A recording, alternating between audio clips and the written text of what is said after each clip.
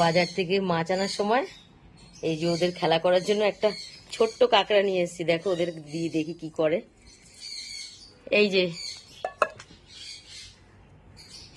এই দেখো সব গোল করে ঘিরে ঘিরে নিয়েছে। হাত দিও না, তুলো, হাত দিও না, কামড়ে দেবে ফুট করে। ওর গুড়ি গুড়ি কটা দাঁত রয়েছে।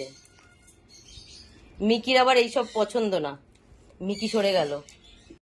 সব ঘিরে কি সুন্দর খেলছে দেখো কাঁকড়াটাকে নিয়ে। কাঠবিল হাত দিও না, তুলো তুলো, হাত দিস না। ওর গুড়ি গুড়ি দুটো দাঁত রয়েছে, কামড়ে দেবে।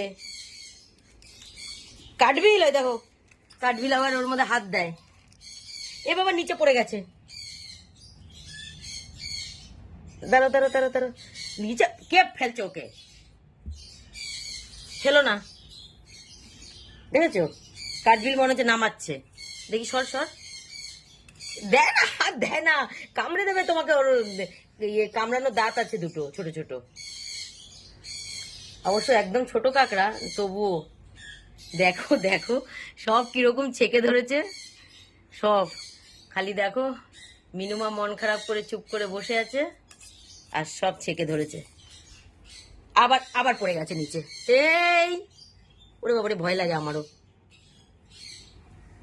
এই যে ছোট্ট পুচকু, দাঁত না না, দাঁতগুলো দিয়ে কামড়াতেও পারে বাবা, বলা যায় না। এই যে দেখি দেখি, সব পা দিয়ে দিয়ে ওকে ওঠাচ্ছে। খাটের তলায় চলে গেলে আর পাওয়া যাবে না। দেখো